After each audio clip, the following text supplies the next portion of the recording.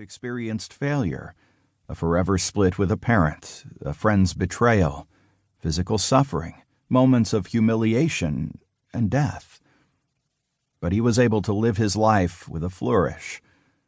Spirit seems to have filled him with hope and love in ways that made me look and say, "I'd like some of that, please."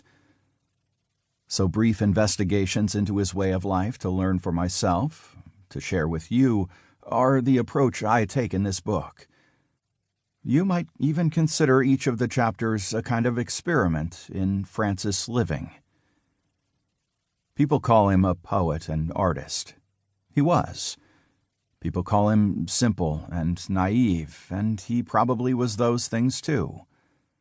Children used to throw dirt and mock him, finding him ridiculous compared to their parents and other adults living within the margins.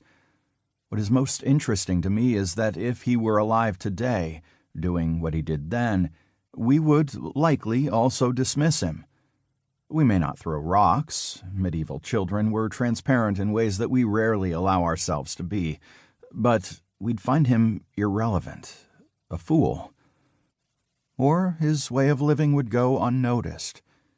If we even noticed him, we would hold him in dismissive disdain. His actions were inexplicable, like the guy in the alley who bangs on my trash cans. Francis's teachings seem overly simple, without much to engage my desire to debate. Yet people did notice him. People were drawn to his way of living from the start, and his movement grew like no spiritual movement had before him. But he wasn't easy. From the distance of history, it's easy to love him today.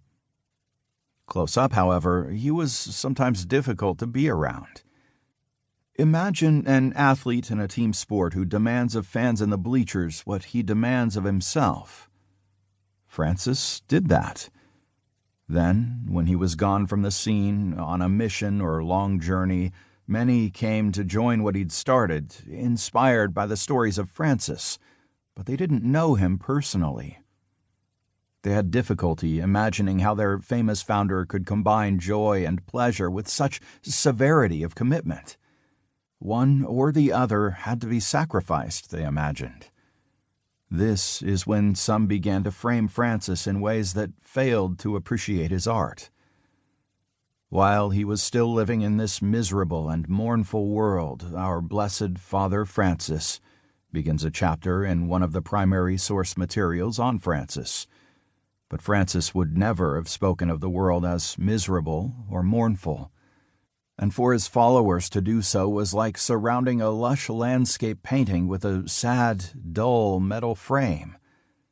This was, in fact, the frame that often surrounded his story and teachings centuries after his death. It's only since the early 1900s that the perception of him has changed, making him the world's most popular saint. At the turn of the previous century, a renaissance of interest in Francis began, spurred on by a few people who began to tell the story of who he really was. They had to go beyond the hagiography and find the real person. The first to reveal the real Francis was Paul Sabatier, a French Protestant pastor who published the first modern biography in 1894. It was quickly translated into a dozen other languages. Then came a Danish writer, Johannes Jorgensen, later nominated for the Nobel Prize in Literature, with another important biography. They both presented Francis as a person of contemporary relevance.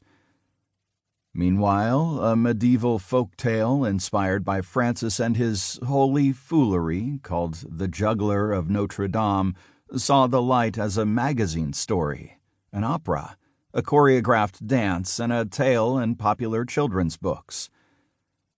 A generation later came the best film ever made about a saint, Roberto Rossellini's The Flowers of Saint Francis in 1950, co-written by a young Federico Fellini. All the actors, except one, were non-actors. Most of them were Franciscan friars drawn to the project for personal and religious reasons. The one who played the part of Francis was not even mentioned in the credits. It was as if an actor couldn't portray Francis.